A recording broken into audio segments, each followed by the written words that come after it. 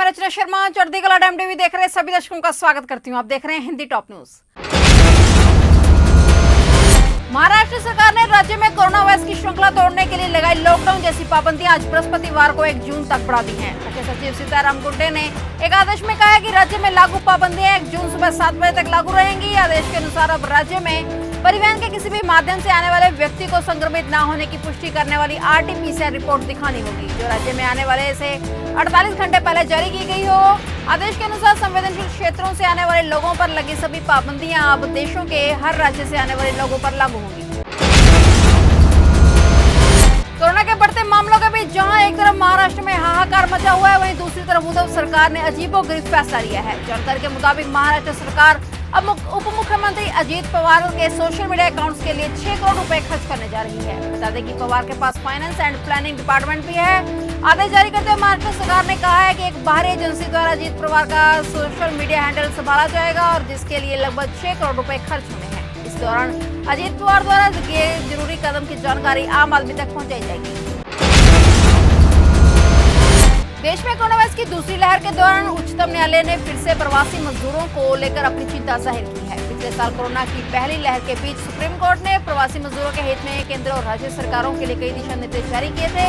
इन्हीं दिशा निर्देशों को लेकर शीर्ष न्यायालय ने गुरुवार को कहा है कि उन आदेशों पर कोई भी अमल नहीं हुआ है, क्योंकि किसी भी राज्य सरकार की तरफ से अब तक कोई भी जवाब दाखिल नहीं किया गया है।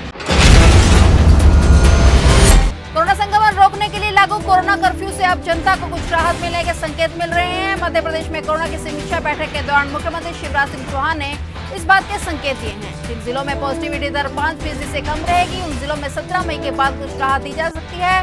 मुख्यमंत्री ने प्रदेश की जनता से अपील भी की है कि वे कोरोना कर्फ्यू का कड़ाई से पालन करें। तमिलनाडु के कुडलोर में गुरुवार को एक भीषण हादसा हो गया। यहाँ एक फैक्ट्री में केमिकल बॉयलर में ब्लास्ट होने की वजह से 4 लोगों की मौत हो गई, जबकि 20 लोग गंभीर रूप से घायल हो गए। कुडलोर के इंडस्ट्रियल इलाके में स्थित कीटनाशक बनाने वाली कंपनी में ये हादसा हुआ है। कोरोना की दूसरी लहर का सामना कर रहे उत्तर प्रदेश में हर रोज नए मामले दर्ज किए जा रहे हैं और इस संकट के बीच आज उत्तर प्रदेश के मुख्यमंत्री योगी आदित्यनाथ अलीगढ़ के कोविड कमांड सेंटर पहुंचे। कोविड कमांड सेंटर पहुंचे सीएम योगी ने इंतजामों का जायजा लिया। सीएम योगी आदित्यनाथ ने अलीगढ़ मुस्लिम विश्वविद्यालय के वाइस चांसलर से भी मुलाकात की। दिल्ली के मुख्यमंत्री अरविंद केजरीवाल ने आज गुरुवार को कहा है कि कोविड के टीकों के लिए राज्यों के अंतर्राष्ट्रीय बाजार में एक दूसरे से झगड़ने और प्रतियोगिता करने से भारत की छवि खराब होती है। उन्होंने दिल्ली और कई अन्य राज्यों में टीकों की खुराकों की कमी की पृष्ठभूमि में कहा है कि केंद्र को राज्यों की तरफ से टीकों की खरीद करनी चाहिए।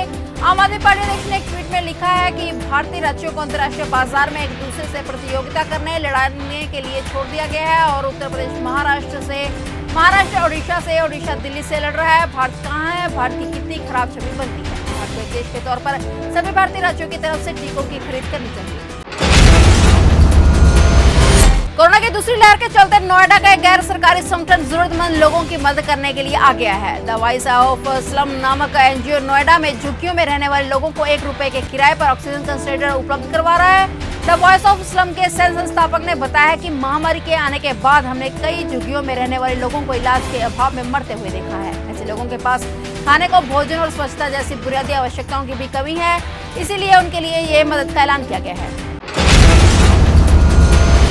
कांग्रेस नेता राहुल गांधी ने एक बार फिर से प्रधानमंत्री नरेंद्र मोदी पर हमला बोला है। उन्होंने कहा है कि ऐसे समय में जब देश कोविड-19 महामारी का सामना कर रहा है, टीके, ऑक्सीजन और दवाओं के साथ प्रधानमंत्री खुद भी गायब है। राहुल गांधी ने वीरवार को ट्वीट कर लिखा है कि वैक्सीन, ऑक्सीजन और दवाओं के साथ साथ प्रधानमंत्री भी गायब हैं। बचे हैं तो बस सेंट्रल विस्टा, दवाओं पर GST और यहाँ वहाँ प्रधानमंत्री की फोटो। क्योंकि कोविड-19 के प्रबंधन को लेकर राहुल गांधी प्रधानमंत्री पर लगातार हमले बोल रहे हैं और देश में संक्रमण के बढ़ते मामलों के मद्देनजर ऑक्सीजन, दवाओं और टीकों की हो रही कमी के लिए सरकार की आलोचना कर रहे हैं।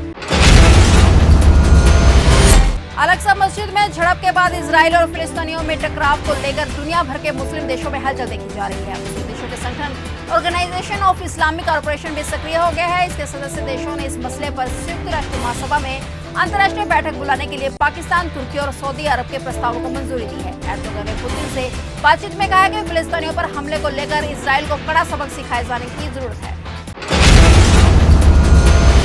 फिलहाल टॉप न्यूज में इतना ही। तब तक के लिए देखते रहिए चढ़ती कला टाइम टीवी और मुझे दीजिए इजाजत। धन्यवाद।